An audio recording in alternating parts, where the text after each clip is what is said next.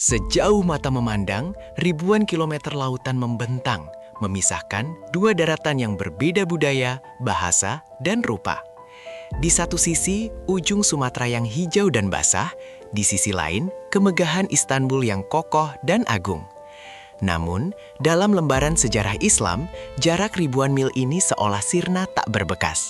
Ada ikatan yang lebih kuat daripada baja, lebih cepat daripada angin, dan lebih dalam daripada samudra itu sendiri. Sebuah ikatan suci bernama Ukhuwah Islamiyah. Inilah kisah tentang bagaimana satu surat dari Aceh mampu menggerakkan armada perang terkuat di dunia saat itu. Pada abad ke-16, Kesultanan Aceh Darussalam berdiri tegak sebagai mercusuar Islam di Asia Tenggara. Dikenal sebagai Serambi Mekah, negeri ini bukan hanya pusat perdagangan lada yang menguasai pasar dunia, tetapi juga benteng akidah. Di sini, syariat ditegakkan, ulama dimuliakan, dan lantunan ayat suci Al-Quran menggema di setiap sudut kota, bersahutan dengan debur ombak Selat Malaka. Kemakmuran ini membawa berkah, namun sekaligus mengundang mata-mata serakah dari belahan dunia lain yang menyimpan dengki. Awan gelap mulai menyelimuti Nusantara ketika armada Portugis menancapkan kuku penjajahannya di Malaka pada tahun 1511. Mereka bukan sekedar pedagang yang mencari rempah, melainkan penakluk yang membawa misi 3G, Gold, Glory, dan Gospel. Dengan meriam-meriam raksasa dan kapal-kapal galeon yang kokoh, mereka memblokade jalur haji, membajak kapal dagang muslim, dan berusaha memutus nadi kehidupan umat Islam di timur.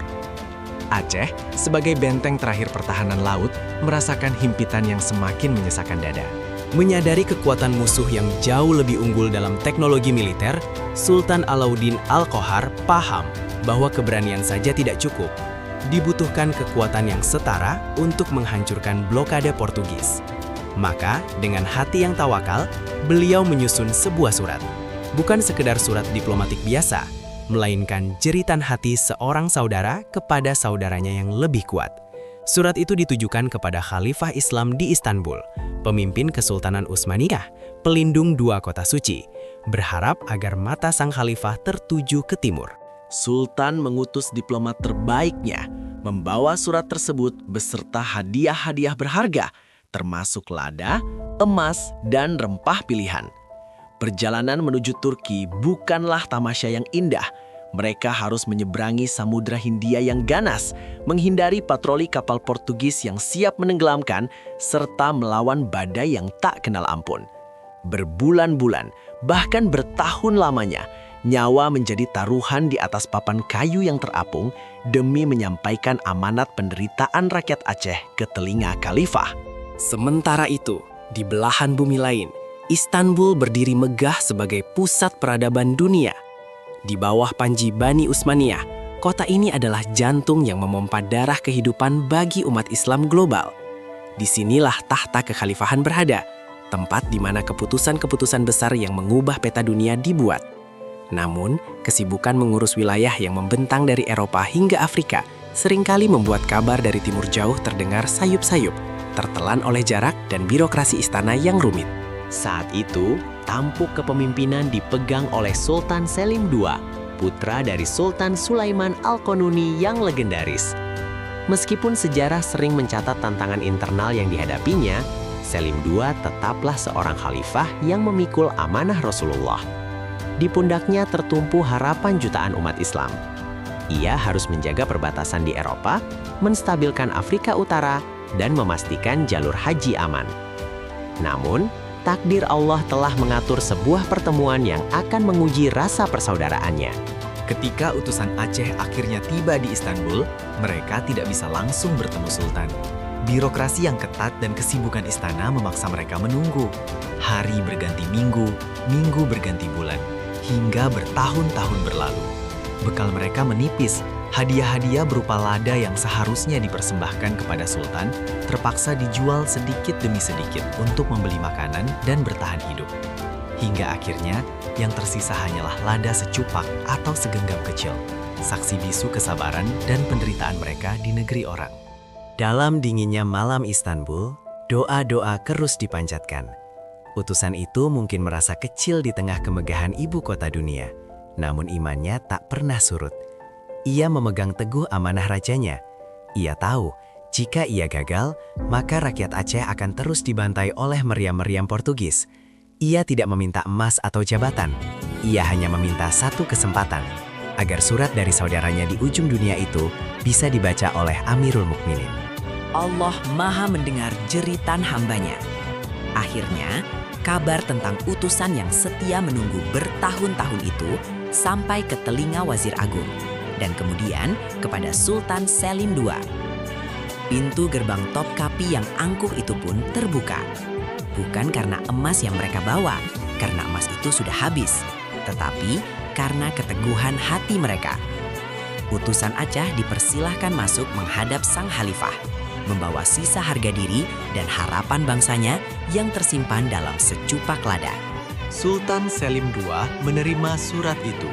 Saat penerjemah membacakan isinya, suasana balairung yang megah mendadak hening.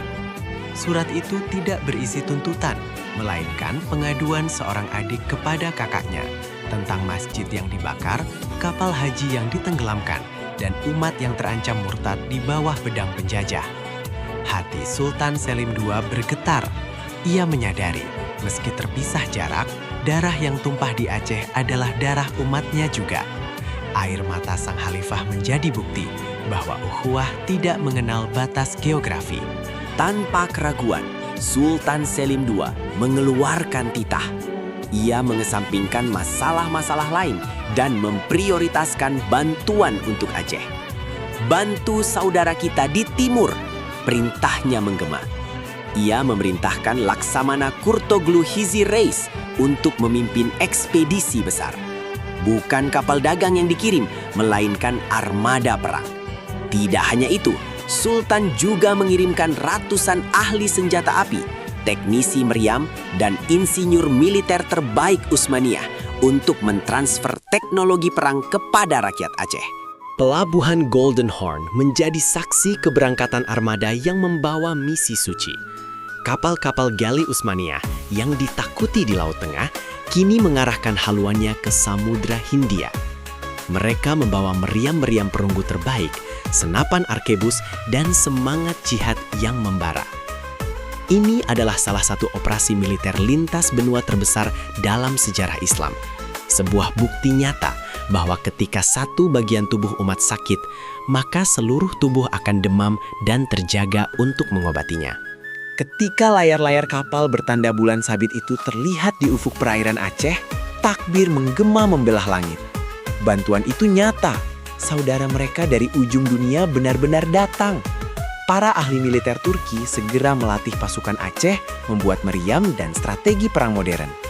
Salah satu meriam legendaris yang lahir dari kerjasama ini kelak dikenal sebagai meriam lada si Cupak, simbol pertukaran segenggam lada dengan senjata pertahanan yang mematikan. Berkat bantuan ini, Aceh berhasil memukul mundur Portugis dan mempertahankan kedaulatannya selama berabad-abad kemudian.